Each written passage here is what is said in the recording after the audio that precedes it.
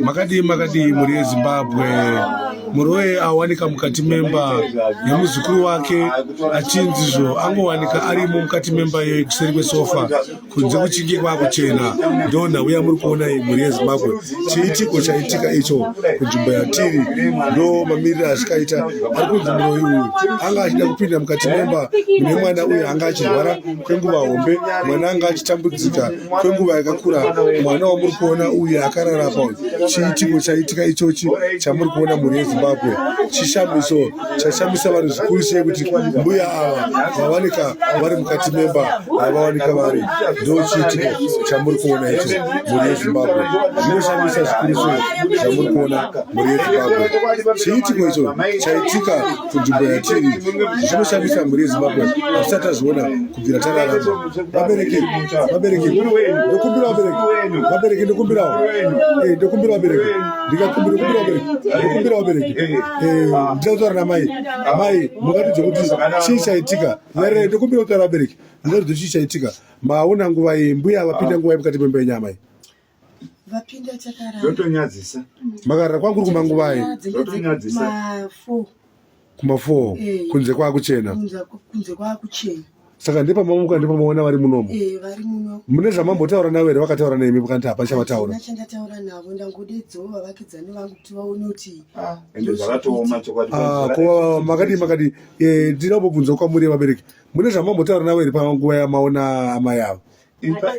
Hapana kungoona vangori munomumba ende kana kuti zive kuti chii chaitika hapana chati kuzoenda. Zvinotonyadzisa chokwadi pamberi paMwari. Hazvifaniri kungodaro ngavanyari muzukuru muri yeZimbabwe chiitiko chamuri kuona ichi. Mai vacho vari kutsanangura.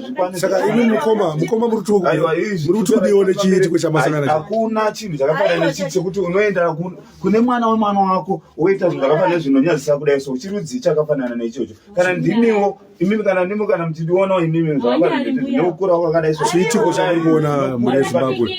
Chiitiko chamuri kuona ichi. Chiitiko chamuri kuona ichi. Saka mukataurire mai mati kune kwamukaenda maenda kwamukaenda chii chakaitika? ndakaratidzwa neshamwari yangu achirwara sekuru varipo vandiratidza vandatoa madirections vandaenda ikoko mushonga kumwaya vakati kana umwaya mushonga uyu uchiona zvichadi chaitika.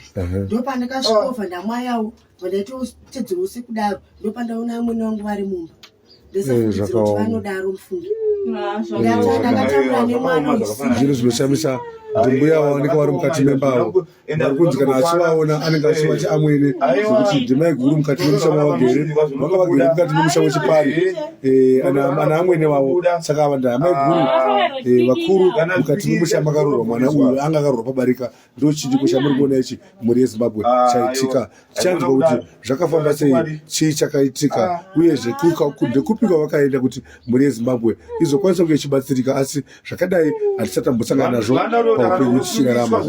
Saka zvakanaka mukoma pamusoro yabereki ndichakumbira kutaura nemi mukoma mutiudze kuti zvakafamba sei. Nemi amai vacho makafamba ndichakumbira kuti tizotaura nemi mutinzwise kuti chii chakaitika.